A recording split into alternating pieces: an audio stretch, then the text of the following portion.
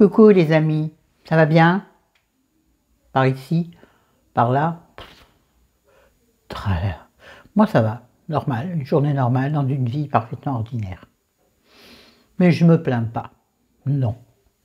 Oui, j'avais commencé la vidéo et puis j'ai vu qu'elle était mal cadrée, mal illuminée, trop illuminée. Donc j'ai voulu couper, le téléphone est tombé, donc ça a coupé la vidéo. Enfin bref, je recommence. Bon, j'avais tourné 50 secondes. Hein. Je suis là pour vous parler aujourd'hui d'un livre de Gilles Le Gardinier, le célèbre Gilles Le Gardinier, que j'ai toujours beaucoup aimé, et qui s'appelle Mardi soir 19 h. Voilà, le voici, c'est un grand format. Hein. Alors, Gilles Le Gardinier, je le connais bien pour avoir lu plein de livres de lui. Je pense les avoir tous lus. Il y en a que j'ai beaucoup aimé, d'autres un petit peu moins. Gilles, si vous passez par là, ne vous formalisez pas. Ben, de toute façon, vous êtes habitué à vos lecteurs. Parfois, certains livres nous laissent un peu en attente. Ça n'existe pas. Vous voyez ce que je veux dire? Sur notre faim, voilà. Parce qu'on est tellement habitué à une certaine écriture, lorsque le thème change un peu ou l'écriture bouge un peu, on peut être surpris. Pas de façon négative, mais surpris dans le thème ou dans l'écriture. Celui-ci ne m'a pas déçu. Je l'ai adoré. Vraiment beaucoup aimé. Alors, on parle de l'histoire. Alors, c'est l'histoire d'une jeune femme qui s'appelle Éline. E-L-Y-2-N. Éline, qui est jeune, puisqu'elle a une trentaine d'années, me semble-t-il. Donc, la chanceuse. Bon, on les a eus toutes et tous. Hein. Alors bon, on a été chanceux, nous aussi, puisqu'on les a eus. Il y en a tant qui ne les ont pas eus et qui auraient aimé les avoir. Bref, on ne va pas faire de la philosophie ni de l'optimisme. Bon, bref, je m'enfonce. Donc, elle a la vie devant elle, comme on dit. Nous, on l'a plus derrière nous. Mais quoique, attention, profitez de celles qui vous restent d'années. Ouh là là, elles sont précieuses. Donc, précieuse veut dire, c'est précieux, c'est rare, donc c'est délicieux. Mais j'entends Chéri qui rentre. Je veux savoir, il doit recevoir mon cadeau de Noël. Je suis intriguée. Ou mon cadeau d'anniversaire, je ne sais pas. Revenons au focus. Donc c'est l'histoire donc d'Éline, qui est donc, disons, trentenaire. Elle a un job, elle a un petit ami, mais elle se sent un peu enfermée dans une vie qu'elle sent ne pas vraiment lui correspondre. Elle a l'impression, je vais utiliser l'expression que j'aime beaucoup me concernant, elle a l'impression d'être sur le quai et regarder le train de sa vie passée. Elle décide un jour, comme ça, de s'inscrire à un club de gym. Et de là va démarrer l'histoire. Et de là va démarrer le début, non, pas le début de sa seconde vie. Non, elle va continuer sa vie, bien entendu, elle ne va pas en changer fondamentalement. Mais elle va pimenter sa vie de façon intéressante.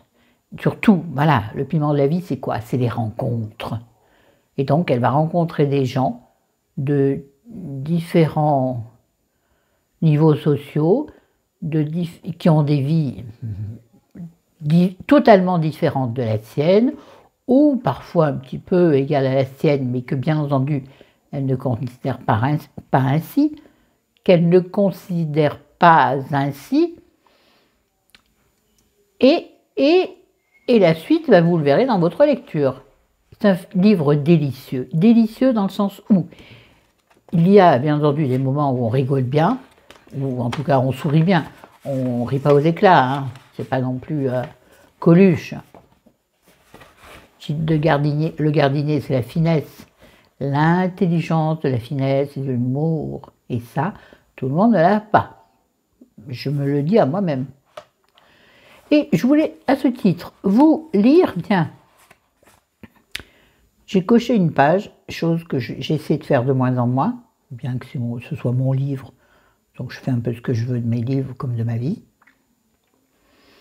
Mais quand même, quand on lit un livre qui a été corné, mais ça peut indiquer, oh, il y a une phrase intéressante à surveiller.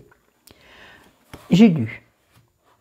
Je considère l'humour comme le masque à oxygène de l'esprit, la bouée de sauvetage ultime. En tant qu'auteur, donc là, ah oui, non, ça c'est pas dans le texte, dans le livre. C'est-à-dire qu'à la fin du roman, vous avez plusieurs pages où Gilles Le Gardinier s'adresse à ses lecteurs. Et donc c'est dans cette partie-là que j'adore lire parce que c'est pointu, c'est vif, c'est judicieux, c'est voire même, comment dirais-je, loin d'être consensuel, l'inverse, comment on dit. Bon, vous aurez compris. Je finis ma phrase. En tant qu'auteur, on m'a pris pour le type qui a écrit... Non, c'est pas ça que je veux dire, ça on s'en fiche. Le type qui écrit dans la peau d'une femme, le type qui fait rire. On passe notre vie à se voir coller des étiquettes, et ce n'est pas si grave.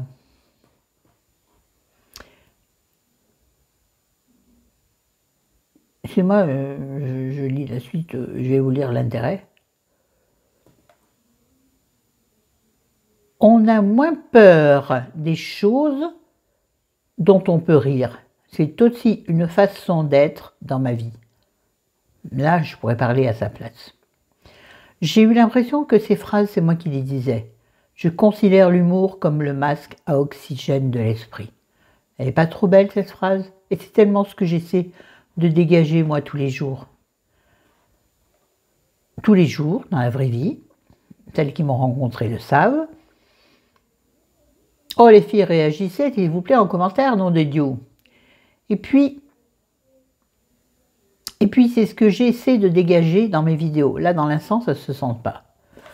Et vous le savez, j'essaie de rire de tout. Attention, de rire de tout. Je ris de la maladie, de mes maladies, à moi, mais pas de celles des autres, jamais. Non, non, je ne minimise pas la maladie des autres, ce serait manquer de respect. Par contre, je veux parler de ce que je connais. Je ne parle pas de ce que je ne connais pas. Ce serait quand même être très imbu de soi-même. Vous êtes d'accord? Non, moi je parle toujours de ce que je sais. Rarement de ce que je ne sais pas. Si, sauf en maquillage, par exemple, ce rouge à lèvres. Mais j'ai fait exprès pour donner de la vie à ce visage un peu falasse. Il me semble qu'il y avait une autre phrase. Hein?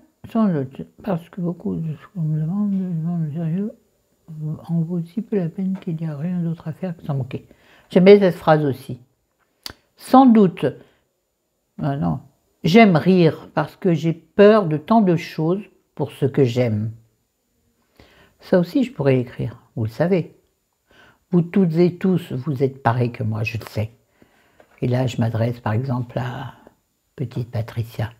Enfin, à petite Pat, je ne sais plus comment tu es, bref. À toi, hein, à toi, je m'adresse à toi entre autres. Je pense à tellement d'autres. D'ailleurs, à vous tous et toutes, puisqu'il y en a plein dont je ne connais pas l'histoire. Donc je parle souvent de celles et ceux dont je connais l'histoire. Les autres sont sûrement des personnes délicates et qui n'osent pas s'afficher ou en tout cas s'exprimer. N'hésitez pas avec moi.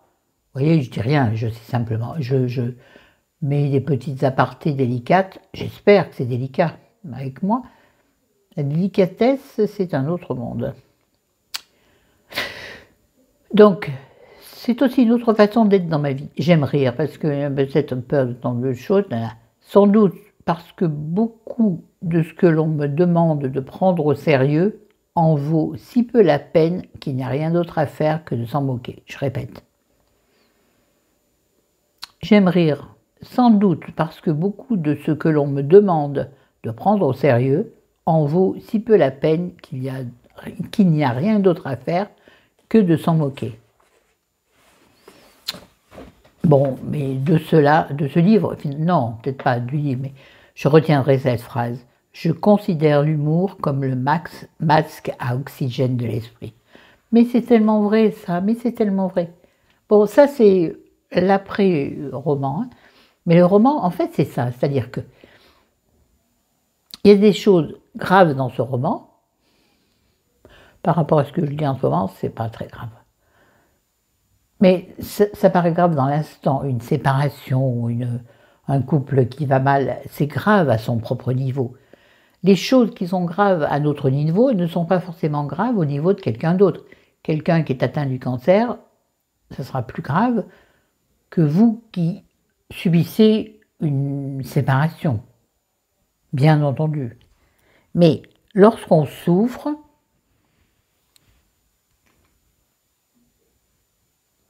ou qu'on est face à un ennui personnel, c'est notre corps et notre esprit qui souffrent, notre cœur qui souffre. Alors, y a-t-il d'ailleurs une échelle de la souffrance entre le psychologique, le sentimental et le physique? Est-ce qu'il y a une échelle? Bon, ceux qui souffrent physiquement diront oui, moi je souffre plus que quelqu'un qui souffre d'une séparation. Oui, bien sûr. Et celui... Non, je ne saurais pas me sortir de cette chose-là, que j'ai balancée là, comme ça, par... Bref, on en vient au livre. Mais là, je vous ai mis 2-3 choses à penser, à réfléchir. Mais encore une fois, sa propre douleur est toujours, dans l'instant, nous paraît toujours beaucoup plus importante que celle des autres.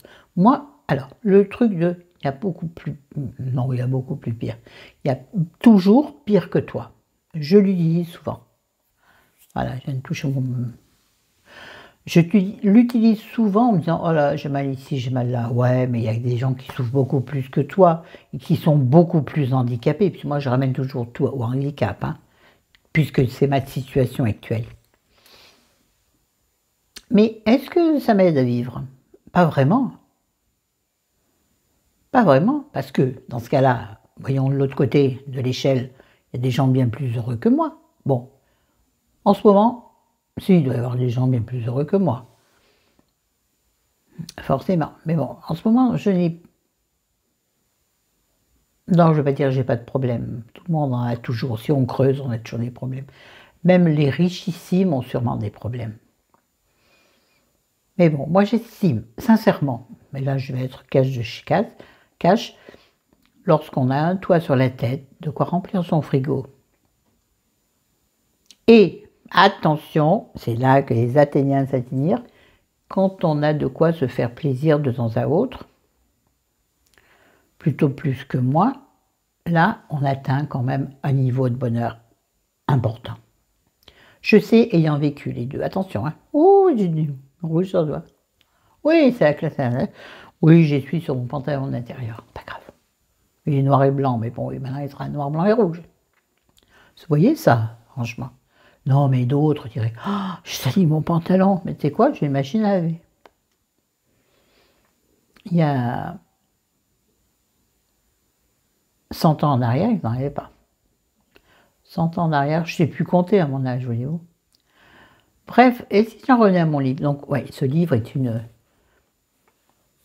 délicat, intelligent, drôle et surtout d'une douceur extrême. Il y a une tendresse dans ce livre, c'est ça que j'aime, je crois, chez Gilles Le Gardinier. Il sait apporter de la tendresse et en même temps ce côté drôle qui ne le quitte pas. Non, je ne vais pas chanter la chanson. En tout cas, qui ne le quitte pas dans les livres. Je sais bien que c'est pas parce que un écrivain fait ainsi que dans sa vie à lui, j'essaie de bien distinguer l'homme de l'écrivain ou le comédien de l'homme. Voyez. Comme par exemple, non, moi, vous n'avez pas besoin de distinguer la Flo de la vidéo. Oh, je suis en vidéo. Et la Flo que vous rencontrez dans la rue, elle est la même. Hein. Vous la rencontrez au détour d'un rayon à Auchan, c'est la même que celle que vous voyez en vidéo. Hein, Isabelle? Et Isa, c'est pour toi. Pourquoi j'ai le bout de doigt tout rouge comme ça? Je n'ai pas touché de rouge. Ah si, peut-être ça. Je vais m'abouser. Bon, on s'en fout. Quand je fais ça, je suis illuminée. Sainte Florence, priez pour nous. Florence, on est... Attention, pas de blasphème. Bon, sur ce, je vais vous laisser, parce que je pense que je vous ai dit l'essentiel. Ivre, ivre. Oh, oh, réminiscence. Ça aussi, l'autodérision, toujours être ben, je sais pas comment on dit, s'autodériser, ça veut rien dire. S'auto-critiquer, s'auto-faire sourire. Non, ça veut rien. Bref, rire de soi. Voilà, toujours rire de soi. C'est mieux que être moqué par l'autre. Ouh, cette phrase était bien. Rire de soi est toujours mieux qu'être moqué par l'autre. Je pense que des fois, vous devriez noter mes perles. Mes perles dans les bêtises, et puis mes perles intelligentes. Ouais, ouais, ouais, ouais, ça me fait tuer. Non, ça me fait tuer. Oh, non, on n'est pas au mois d'août non plus. Florence, bon, bref, donc délicieux livre, je vous le conseille à 1000%. Alors, je vais même, comme c'est le mois de décembre, si l'une d'entre vous est intéressée, je vous l'offre avec plaisir. Je vous offre le livre et les frais de port. N'hésitez pas à me dire. La première qui dit oui, Laura. Laura. Voilà. Sur ce, je vous laisse, je vous aime, je vous dis à bientôt. Soyez fous, il nous reste quelques années à vivre, beaucoup ou peu. Donc, prenez la vie par les lucioles. Personne m'a encore dit ce que ça voulait dire. Je m'en bats les lucioles. Oh, y a-t-il des cruciverbistes par ici? Ou des gens qui ont l'esprit un peu fin et affûté? Fin et affûté. Affûté, ça vaudrait le coup de vous pencher dessus. Je m'en bats les lucioles. Pas vous donner un indice, c'est pénible. Vous l'aurez peut-être à la fin du mois de décembre. Sur ce, je vous aime, je vous adore. À bientôt. Ciao, ciao. N'hésitez pas à poser des questions. N'hésitez pas à dire qui le veut. Et s'il y en a beaucoup, je serai très embêtée. Je ferai un tirage au sort et je vous en parlerai. Ciao. C'est pour moi. Petit cadeau comme ça. Ou peut-être que je... Non, bref, c'est fait. C'est dit, j'aurais dû faire autrement. C'est pas grave. Ciao, je vous aime.